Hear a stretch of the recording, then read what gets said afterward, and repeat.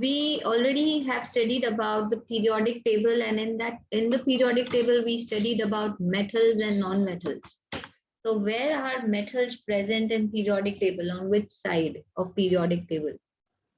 Metals present. The right side. Left side. No, left side. Oh wait, the left side. Yes. And right side are what? Right side are Non-metal. non-metals. Correct. So we know that, okay, the left side of the elements are metals, the right side of the elements are non-metals. So let us understand about the properties of metals and non-metals. So today we are going to learn about the properties of metals and non-metals.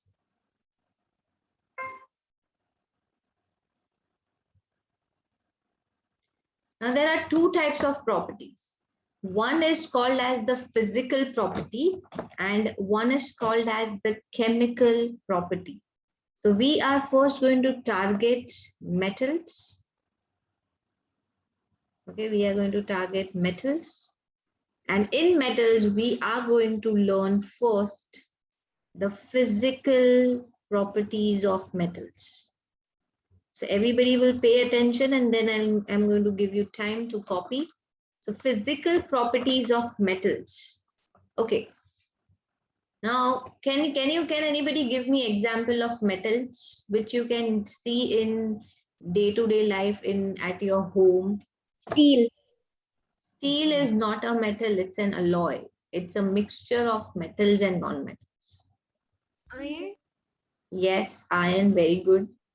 Copper. Yes, copper, very good. Silver. Yes, silver. Then what else? What else do you see? What else do you observe? Metals at your home.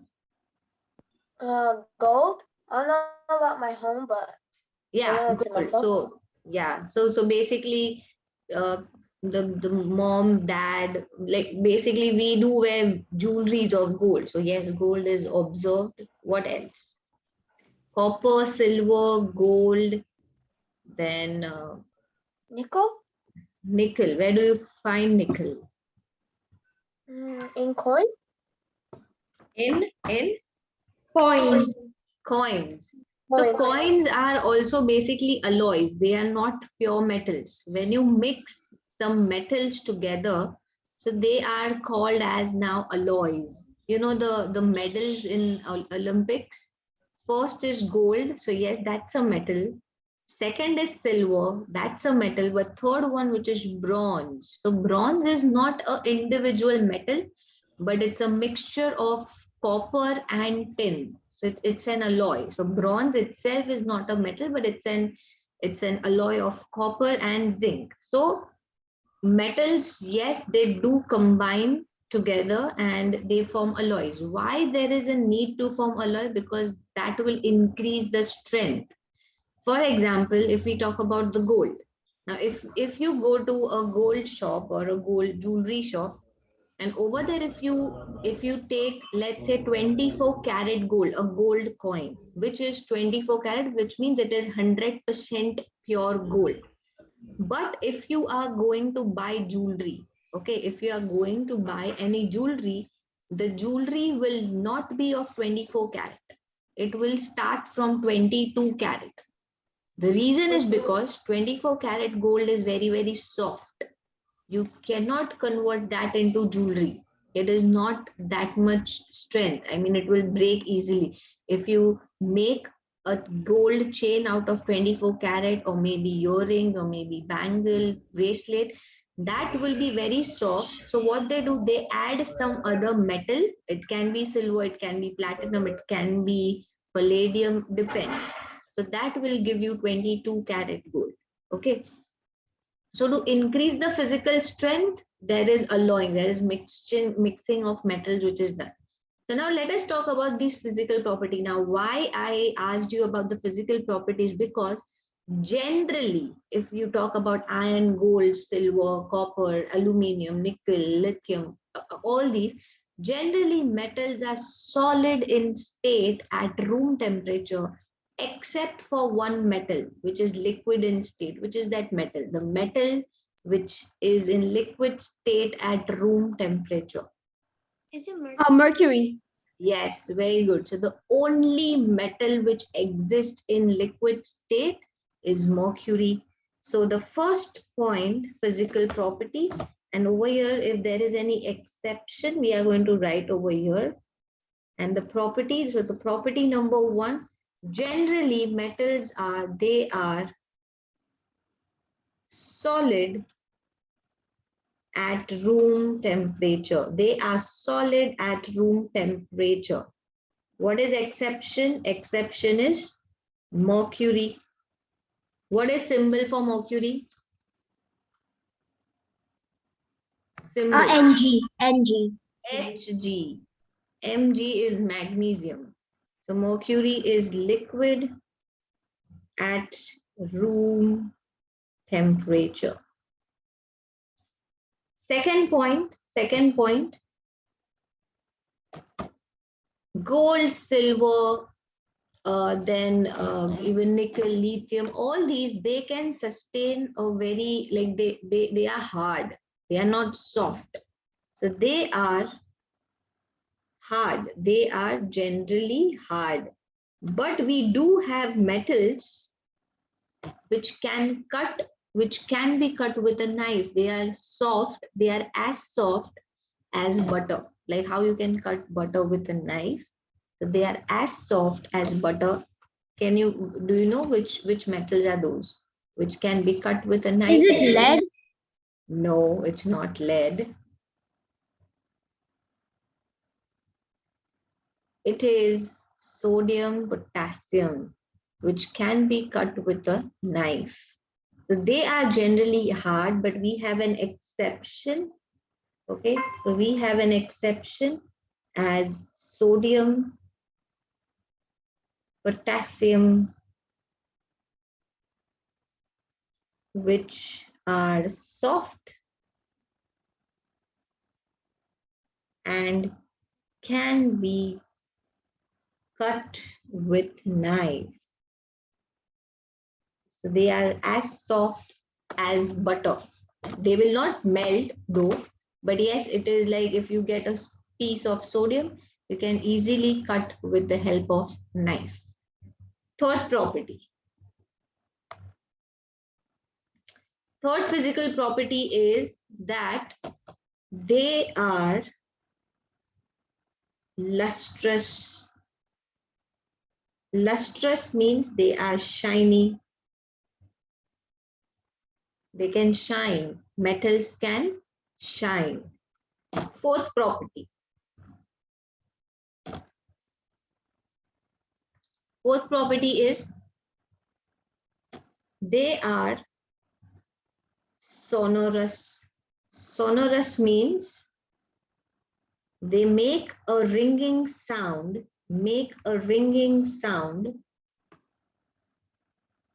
when struck on hard surface. And that is the reason the bells, the temple bells, they are made up of metals, so that it makes that ringing sound. It is made up of alloys, different. So they are sonorous, means they have the property of sonority. So when that metal is struck on a hard surface, it will make that ringing sound. Fifth property, they have property of they are malleable. What is malleable? Can anybody tell me what is malleability? Have you heard this word before? Hard to bend. No. Does it mean like it's easier to bend or something? Metals are easier to bend. So there are two different words. One is called as malleability. Malleability means they have the property to convert itself into thin sheets like aluminum foil, gold foil, silver foil. You get aluminum foil, right? We never get oxygen foil. So that malleability means they are converted into very thin foil. You know, this sweets we eat, like those gulab jamuns or kaju katli, they have that silver color foil or gold foil on it, right? So that is also one kind of a metal itself. So they have the property by which they can be converted into thin sheets. So they are malleable. So what is malleability? Malleability is property by which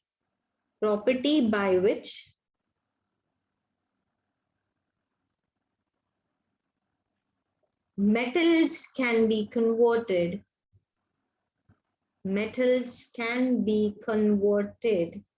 into thin sheets. Okay, so please copy down this 5 points and then we'll go for more points. So just copy down property. So they are malleable. Now the next property, sixth one, is the continuing properties of metals.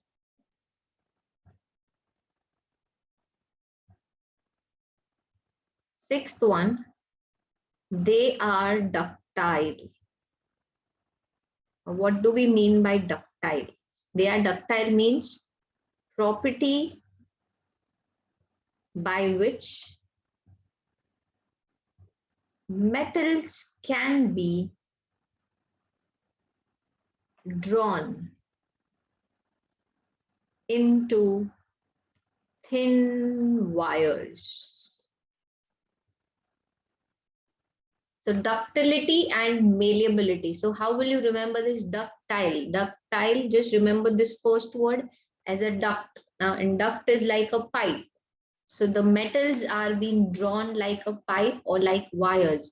So that's the reason your cable connections, which are the wires which are there, they are made, they are in form of like wires. Gold, if you are wearing a chain or a bracelet or a bangle, so they have that property of ductility.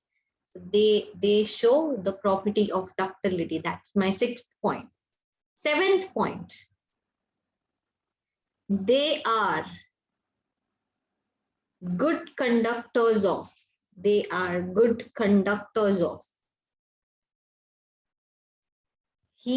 and electricity. They are good conductors of heat and electricity, and that is the reason we have copper bottom vessels. Copper bottom vessels are more good than steel. So if you have a vessel which is made up of steel, and if you have a vessel which is made up of steel, but then the bottom of that is layered with copper, that is good for cooking because that will catch more heat. So it will, the food will cook at a faster rate. So they are good conductors of heat and electricity. You know that the cable wires are made up of copper. So it's a good conductor of electricity as well. Metals are good conductors of electricity and heat. So they are hard. Over here, they are solid at room temperature. They are generally hard. They are lustrous, sonorous, malleable, ductile, and they are good conductor of heat and electricity. So these are some physical properties of metals. Please copy down this. And then we go for physical properties of non-metals. Please copy down this.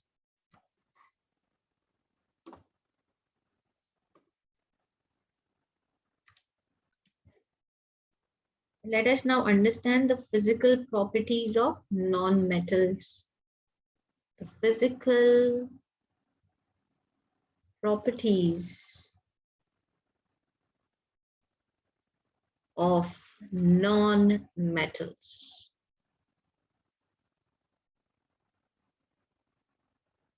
So normally metals and non-metals are opposite. If metals are solid at room temperature, non-metals are generally liquids and gases at room temperature.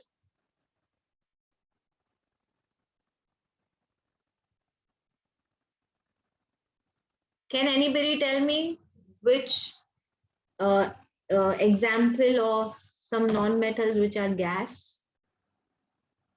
Non-metals. Oxygen, Yes. carbon. No, carbon is not gas. Oh yeah, sorry. Carbon dioxide is a compound. Helium? Helium, yes. So we have oxygen, we have nitrogen, we have helium. So all these are examples of non-metals which are gas. Non-metals which is liquid.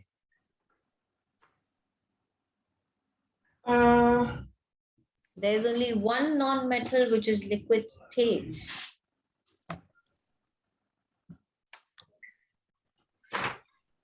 It is. Is it hydrogen? No, hydrogen is a gas. It is bromine. It's a red-brown liquid. The only non-metal which is liquid state is bromine. Non-metal solid. Neon? Wait. No, neon is a gas. All the elements which are there in the last group, helium, neon, argon, krypton, all are gas. All are gas. Carbon. Yes, yes. So we have carbon. Okay, then we have sulfur. Sulfur is a yellow solid. We have iodine, which is a purple solid, purplish black solid. So there are some few examples of non-metals which are in solid state. So I have just given you few names. So yes, non-metals are generally liquid and gases, also solids at room temperature. So we can write that they are in solid, liquids and gases at room temperature. Second point, if metals are hard, non-metals are generally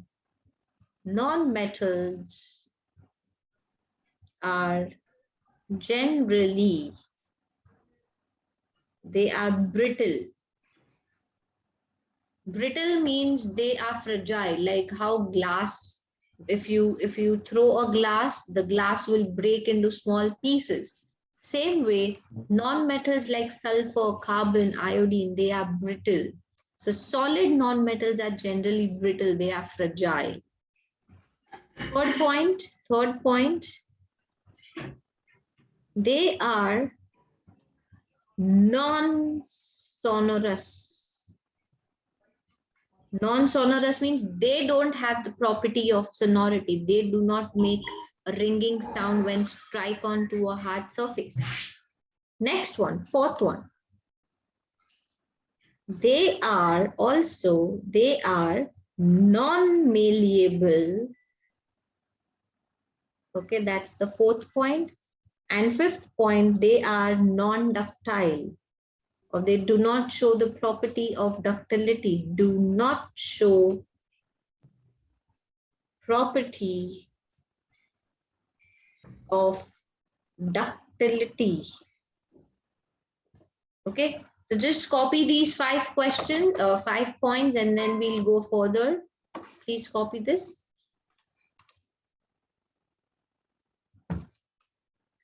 The next property is that non-metals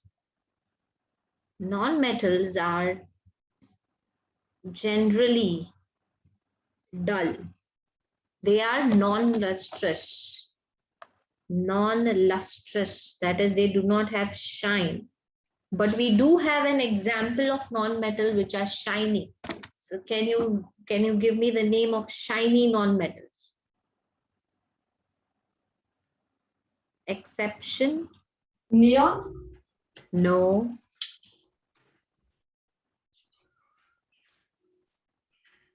Lustrous non-metal. So we have number one as iodine. Iodine is shiny material. Yes, second one. Sulfur. No, sulfur is not shiny. We have second one, carbon, but it has to be in the form of diamond. You know the diamond which is there, it's nothing but it is carbon.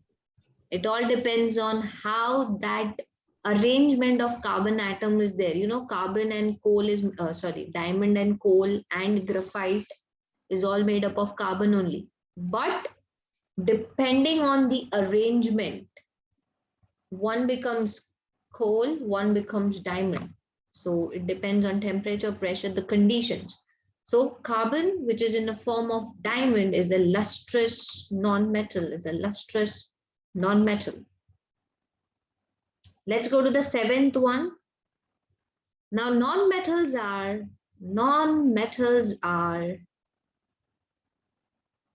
poor conductor of heat, and electricity.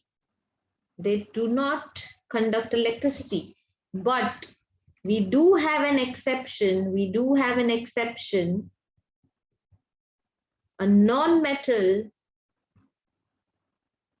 which conducts electricity,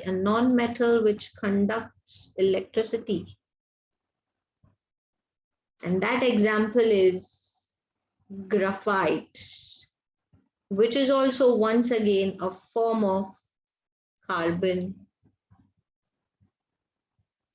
So carbon in form of diamond is shiny, and carbon, which is in a form of graphite, is the good conductor of electricity. It is used in electrical materials. So please copy these two very important points. Physical property of nonmetals. A non-metal which is a yellow solid. Sulfur. Yes, it is sulfur. A non-metal which is red-brown liquid. Bromine. Yes, very good, bromine. A shiny non-metal. Iodine. So either we write iodine or we write carbon, which is in form of diamond. But that diamond has to be mentioned. You cannot just write carbon. Next, a metal which is soft. Sodium. Yes, sodium or potassium. A non-metal which is used to kill germs in swimming pools. Chlorine. Yes, it is chlorine. A non-metal which is a gas used for breathing. Oxygen. Oxygen. Yes. A non-metal which makes up 78% of atmosphere. Nitrogen. Yes, it is the nitrogen gas. Nitrogen gas is inert gas. Two metals used in making bronze alloy. Tin and copper. Yes, so tin plus copper. What is symbol for tin? What is symbol for tin? SN, yes, stannum. And a metal which is a liquid at room temperature. Mercury. Mercury. Yes, very good. Mercury. Very, very, very good. So with this, we know that like what are some properties of metals and non-metals. So let us continue with few more questions. A gas used in hot air balloons. Which is that gas? A gas which is filled in hot air balloons. Is it? Write it down. Sorry?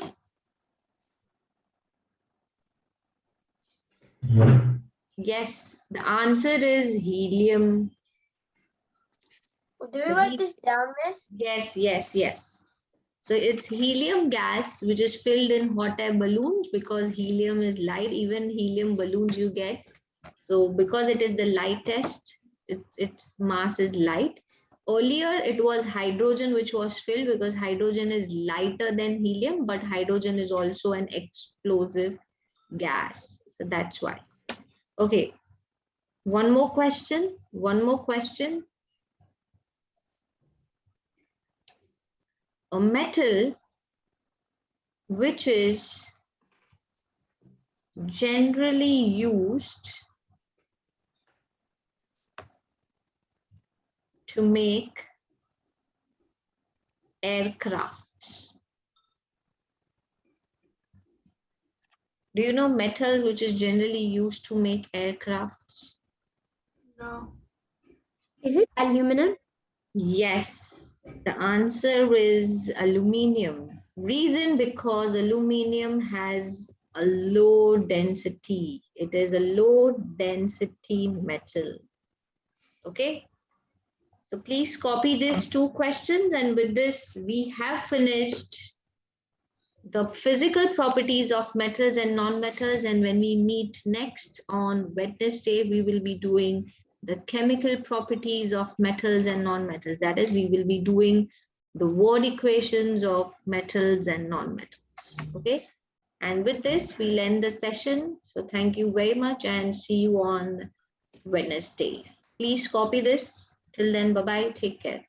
I'm not, one second. Bye.